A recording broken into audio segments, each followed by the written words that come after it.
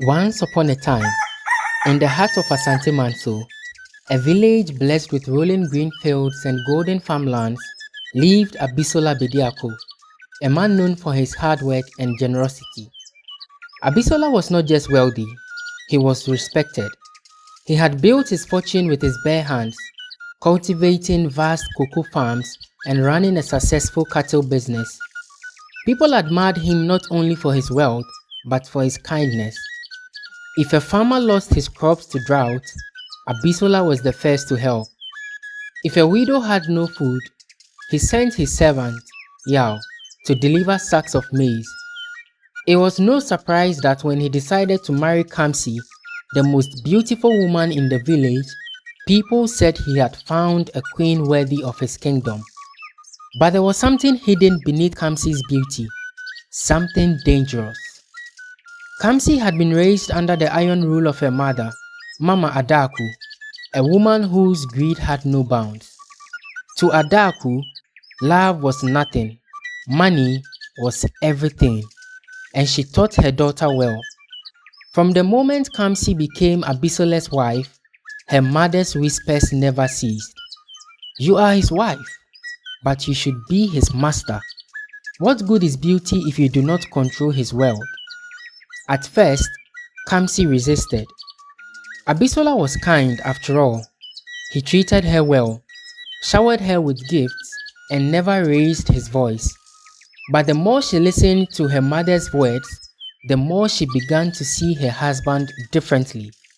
Not as a man, but as an obstacle between her and a life of endless riches. One evening, as the sun melted into the horizon, Mama Adaku sat outside her hut, peeling cassava. The air smelled of roasting fish, but there was a different kind of hunger in her eyes. My daughter, come sit beside me, she called. Kamsi sat beside her mother, watching as her mother sliced the cassava with slow, deliberate strokes. Tell me, Kamsi, do you know what happens to a foolish woman? Kamsi raised an eyebrow. Ah, Mama, what kind of question is this? A foolish woman allows her husband to control everything. She waits until she dies naturally, and by then, the husband's family would have taken all the properties, leaving her with nothing. But a wise woman, Kamsi, a wise woman, she acts before it's too late. Kamsi frowned. Mama, what are you trying to say? Adaku placed the knife down and looked her daughter straight in the eyes. Kamsi, if your husband, Abisola, should die, everything would be yours. No one could take it from you. You would never have to answer to any man again. Kamsi felt a chill crawl up her spine. But, Mama, Abisola has done nothing wrong. Adaku leaned in. Foolish girl. You sit in comfort today, but when your husband is gone, you will see how the village will treat you. They will cast you aside. His family will claim his wealth. Do you think his mother will allow you to keep everything?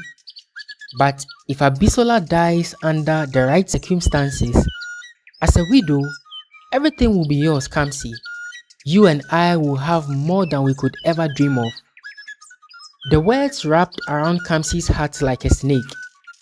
She remained silent. The thought was terrifying yet intoxicating. Adaku leaned in further, her voice barely above a whisper. Kamsi, I know someone who can help us. A powerful herbalist from the deep forest. He can make sure your husband dies slowly, naturally, without suspicion.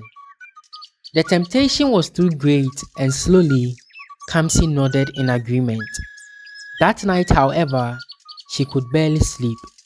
She lay awake, staring at the wooden ceiling, thinking of Abisola's fortune, the land, the cattle, the life she could have if Abisola were dead. The next morning, Mama Adaku left for the deep forest. When she returned, she carried a small calabash. Inside was a fine black powder. This, she whispered, is what will make you a free woman, Kamsi. That evening, Kamsi prepared Abisola's favorite meal, pounded yam with granite soup. As she stirred the steaming pot, she hesitated, staring at the dark powder in her palm. Her heart pounded, just a little. Her mother had said, "He won't even notice." Taking a deep breath, she sprinkled a tiny amount into the soup and stirred quickly. Abisola came in, exhausted from the farm. His clothes were soaked in sweat, his feet dusty from the long day's work. "Ah, come see my wife. The smell of your cooking alone can heal a tired man," he said with a smile. Kamsi forced a chuckle and placed the bowl in front of him. He ate heartily, not knowing that death had entered his home. Days passed, then a week, then two. At first, the changes were small. Abisola would wake up tired, his body aching more than usual. "Maybe I need more rest," he told himself. Then the weakness became worse. His hands shook when he tried to lift a hoe. His vision blurred when he worked in the sun. One evening, as he tried to eat his food, the spoon slipped from his fingers. Yao, his faithful servant, rushed to his side. "Master, are you alright?" Abisola wiped the sweat from his forehead. I don't know, Yao. I have never felt this weak before." Yao frowned. He had worked for Abisola for years, and he had never seen him fall this sick. "Perhaps we should call the village healer," Yao suggested. Abisola shook his head. "It is just exhaustion. I will be fine." But in his heart, fear had begun to creep in. One night, Abisola's mother, Mami Esi, came to visit. The moment she saw her son, she gasped, "Abisola, look at you! What has happened?" Abisola smiled weakly. "I'm just tired, Mama." But Mama Esi was old, and she had seen too many things in her lifetime. She could feel in her bones that something was not right. That night, while everyone slept, she sat on a mat, whispering prayers. "Spirits of my ancestors, please watch over my son.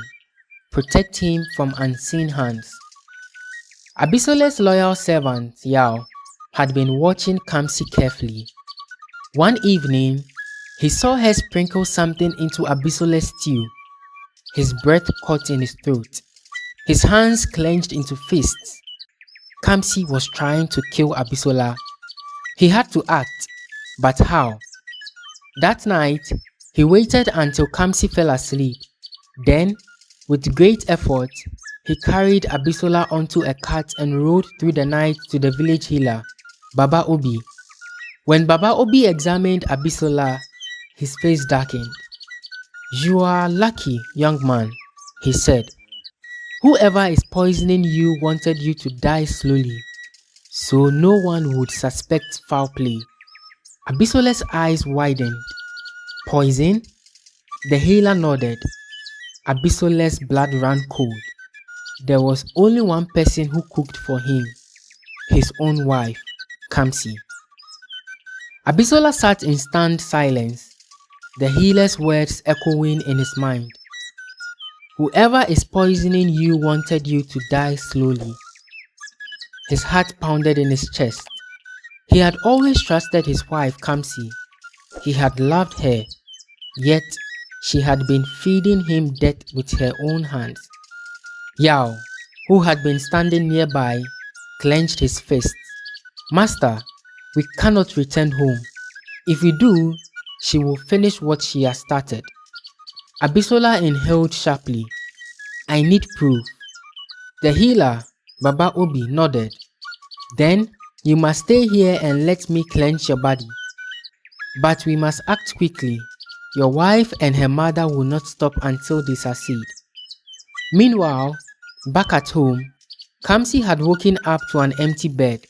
Her heart raced. "Where is Abisola?" She ran outside, calling for him, but only the silent night answered. Then she saw Yao's hut. The door was wide open. A chill ran through her spine. "Mama!" she hissed, rushing into Adaku's room. The old woman sat by the fire, chewing roasted plantain. "What is it now?" she muttered. "Mama, Abisola is missing, and so is Yao." Mama Adaku chewed slowly. Then she spat the plantain into the fire. "That servant boy is too loyal. He must have taken Abisola somewhere."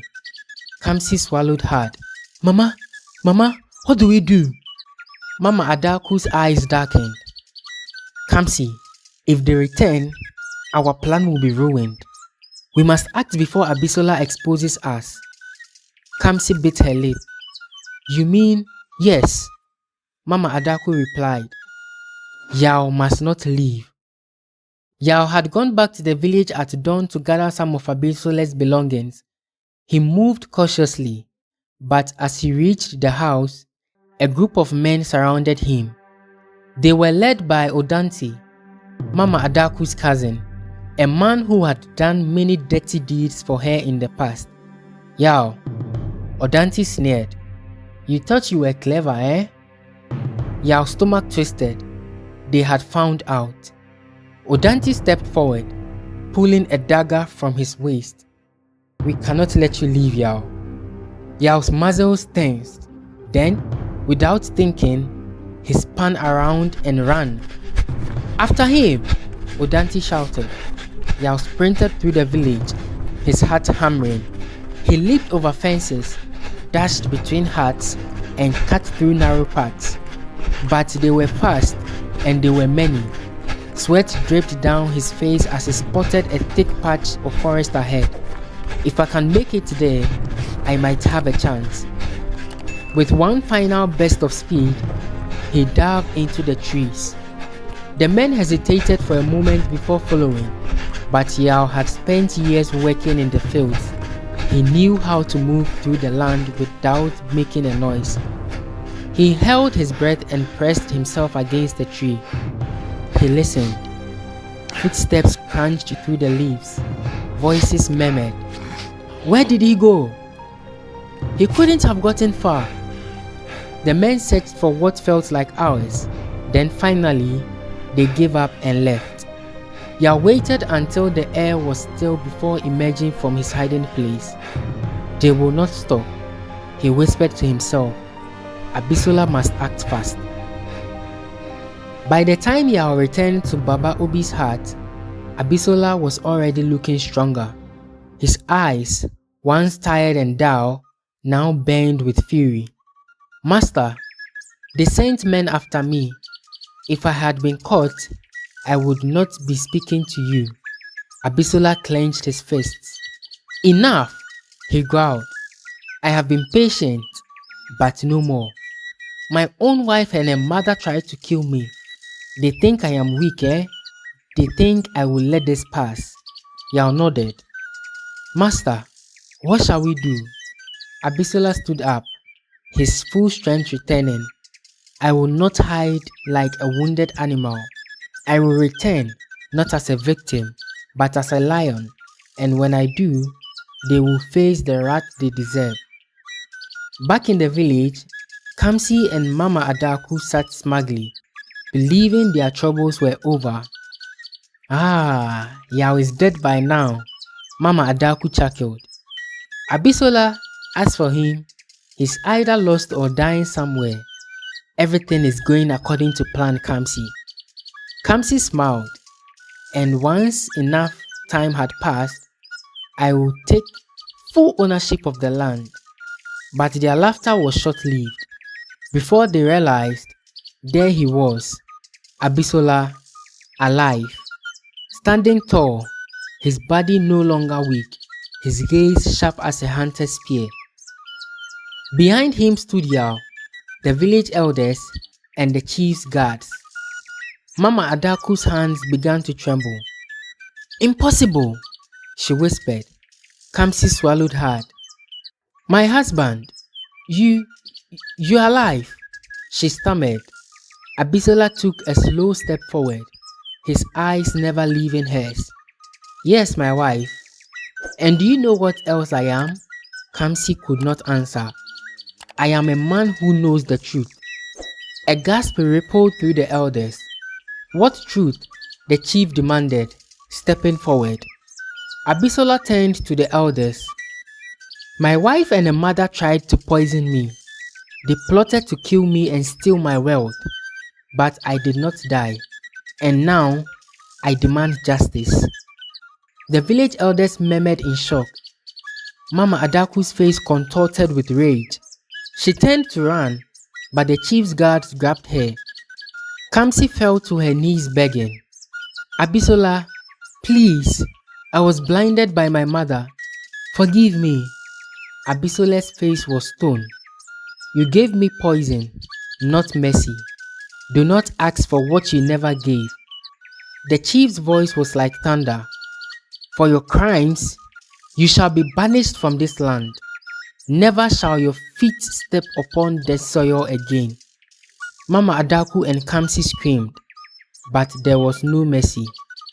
The guards dragged them away, cursing their names. As they disappeared into the horizon, Abisola stood firm. He had lost a wife, but he had gained something greater. His life, his justice, his freedom. Months passed, and peace returned to Abisola's life. He rebuilt his life. He eventually found a woman who loved him for who he was and not for his wealth. As for Yao, he remained by his side, more than just a servant, now like a brother. Kamsi and her mother, on the other hand, their greed led them into the arms of misfortune. Rumors spread that the same herbalist they had entrusted deceived them and stole their last possessions. In the end, they wandered, penniless, swallowed by the very greed that had once consumed them. Thanks for watching this video. Don't forget to like, share and subscribe to the channel for more interesting stories like this. God richly bless you. Catch you in the next video.